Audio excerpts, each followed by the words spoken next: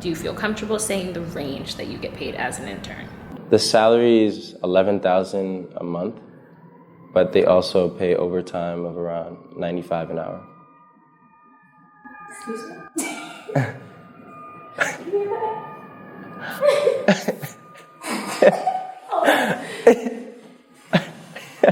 an intern? Yeah. How many months you work? 2 or 3? I work 2.5. So, Wow. You're making like triple some people. yeah, it's crazy. Like, I didn't realize it was this much. Hi everyone, my name is Rachael. My name is Cheick, Ikenna, Rachael. Zusi, 𝐋𝐄𝐓'𝐒. Folarin, 𝐷𝐈𝐄𝐄𝐒. Where did you intern? Goldman Sachs. I currently intern at 𝐷𝐈𝐄𝐶 doing fundamental research within their tech equities group. Right now I'm interning at Morgan Stanley in the wealth management department. Currently interning at Bank of America within mergers and acquisitions. So I interned at Goldman Sachs, so I work in the investment banking division in the financial institutions group. How did you find out about this internship? Through kind of personal research, I always knew I wanted to work at a bulge bracket investment bank or some sort of investment firm. So yeah, I just kind of did the Googling. I'm also an international student, so I was looking for a company that hired international students. I found out about this internship by doing an exploratory program during my junior year of college. And so this program allowed me to visit the firm, get a feel for the culture and the people there. I was, just very attracted to this type of work, so I ultimately applied through the program and got the offer. Through reaching out to alumni, actually. Do you get paid? Yeah, so it was paid, thankfully, working all those hours. Yeah. Yes, I get paid. I do. I do get paid, oh yeah. If you feel comfortable, would you say the range that you get paid? Well, typically in this industry, you're looking at 80 to 90,000 as an entry-level person coming out of college. As an intern, I think it's in that base salary, but that base salary, but prorated for the amount of days you work. So probably around 30 to 40 per hour. Right, so interns at bulge bracket banks generally get paid between maybe the annual rate of around 90K to 110K as a guess. Prorated was, so I guess it was 40 an hour for the internship. So recently Goldman raised the salary from 85K to 110 base. So I guess, getting a little bit more change in my pocket never hurts. The salary is $11,000 a month, but they also pay overtime of around $95 an hour. What was your role? I'm just an intern, so I'm a summer analyst. Technically that's the role, so anything they throw at us. My role was basically helping assist in deal teams for what we call mergers and acquisitions, where companies go in and buy other companies for both, strategic purposes, also for a whole range of different, business projects and business purposes. Global markets, sales and trading analyst. So I was a private wealth management intern, so working a lot for investment solutions or philanthropy solutions for high net worth clients. How many hours did you work? Definitely average of 80 a week. Pretty high up there. The hours range from around 60 hours a week. So that's about 9 to 8 p.m. per day. Hours? Oh, Jesus. I would get in at 6 to 7, 6 a.m. to 7 p.m. on a good day. Tips for success as an intern. 𝐷𝐈𝐄𝐶 really values being thorough and concise with communication. So I'd say communication is definitely a big tip for succeeding in this type of internship. So making sure that you can communicate with your manager on different projects and deliverables. You always have to be inquisitive and asking questions. When you first start in the job, you're not gonna know everything about the type of work. So it's really important to learn as much as you can, and that's done through asking questions. What was your typical day-to-day? I worked a lot in groups with other members on the team that were like full-time on building out different decks, different Excel sheets and stuff like that. So pretty technical.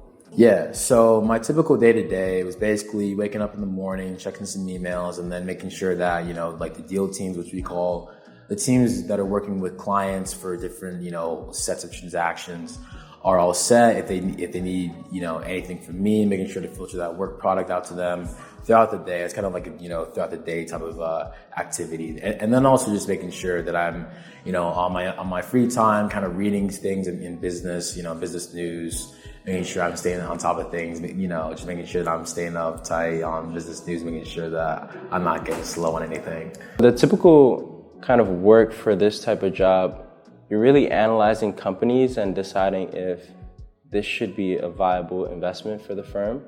And so on the day-to-day, I would be researching companies through their company filings, reading their reports, as well as reading through sell-side analyst reports and other research reports to really get a good sense as to whether or not this potential investment would be viable for the firm. Day-to-day, so like I said, would get in it. The start time is very desk dependent. So for my first rotation, it was like 7 a.m. start time, so I got in at 6:45. Second rotation had to get in at 6 because we would have to send out a daily morning report by like 6:45. So get in at 6, do your morning report, breakfast at like 7 o'clock. You have like an hour and a half at your desk to work on whatever it is that you need to do. And then I would say from like 9 to 5, it was just 30-minute conversations with people all throughout the building in different desks, all the way from analysts all the way up to partners. So 30-minute conversations all day, just letting them know who you are, showing what you're interested in. And that would be till like 5 o'clock. And then after that, we would have some smaller tasks that we had to do. So whether it was just making some sort of Excel sheet that would be able to help the desk in any sort of way. So we had small tasks to do, and then we had more longer term projects. So once 5 o'clock hit, all the interns would just be at their desk working at their projects for however long until they went home. My day-to-day looks like a lot of deal work, and towards the end of the internship, you have some form of presentation. So tackling, deals you're staffed on at the same time as some of your personal project work. What was your project about? What did you work on? So the way that the internship works for, at least at Goldman, the sales and trading division, is you get matched with different desks and then you rotate through a bunch of them. And then the ones that are interested in you have to do different projects for. So the one that I was on my first rotation was called Prime Brokerage Sales, which they just work with hedge funds essentially. And Goldman Sachs is a prime broker, and every hedge fund needs a prime broker. So one of my major projects was doing a mock pitch to the analysts and associates as pitching Goldman Sachs as a prime broker to the hypothetical hedge fund. I worked on a lot of competitive analysis projects just because I worked within sort of marketing in the private wealth management department. So working on a lot of, building out different decks to see how the firm compares to other firms in the industry. When should students start applying to internships in your opinion? They should start applying during their during the summer before their junior year of college so that they can intern during the summer of their junior year. If you're an international student, start applying in your freshman year. It's just such a long and difficult process with the visas and whatnot, so start applying as early as you can.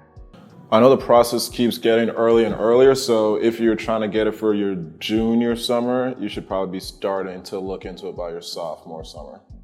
Not even start, you'll have to apply by your sophomore summer, yeah. What was the application process like? So first was just sending in a resume, and then when your resume gets approved, you do 2 virtual hire reviews, which are you answer pre-recorded questions, and then the super days, which are 3 20-minute interviews. Oh, it was pretty rigorous. There's the initial application submission, there's the hire review, and then I had a series of interviews, and then, you're through. What were your internship requirements, like GPA, coursework, anything like that? I want to say it was the minimum GPA requirement was 3.3, although I know that's not a strict thing. I know mine was probably not there when I applied, although it's much better now. What else? Other than that, there weren't that many requirements. They like people from any major, any school, long as you have, well, at least one thing that they kept telling us was as long as you have like tenacity and passion and drive, that's all they're looking for. An internship requirement was just academic excellence, so some form of commitment to your academic life, whether that is a high GPA, whether that is, impressive courses, it's just kind of work hard in school, and then, involvement in finance outside of academic life. Does your company extend return offers? Yes. They do. They do extend return offers. Do you have any tips for success for interns? I definitely do. I would say to not worry too much about what you don't know, just because a lot of roles like in this industry come with like plenty of training built into the program. So don't feel the need to compare yourself to other interns when you get in. But in terms of like succeeding in your role, just make sure you're approaching everything with a really good attitude, because even if you don't know something, that really makes up for it, and just showing you're willing to learn is really important. Oh, that's a great question. First one I would say is one, this is all just different things that we've been told over the course of the internship, but being a sponge and being able to soak up as much knowledge as you can. At least the nature of this internship, there was a lot being thrown at you, a lot of different people that you get to speak with all the time, so it's important to retain stuff and show that you're learning. Kind of like I mentioned a little bit earlier, show that you're passionate about what you're doing, show that you have a lot of drive, because those aren't really things that can be taught, and they're just looking to see that people have those sort of innate abilities. Remembering that it's a marathon, not a sprint, so you're gonna have bad days. I certainly had bad days, but you just have to take it a day at a time and just know that one day isn't gonna make or break your entire internship, so just remaining consistent over the course of whatever it is that you're doing for the summer. I would definitely say, definitely take the time to make sure to learn the skills that would help you stand out the most. I think, like the biggest thing is really just taking the time, learning, and making sure to learn the basics, even though it can be boring sometimes.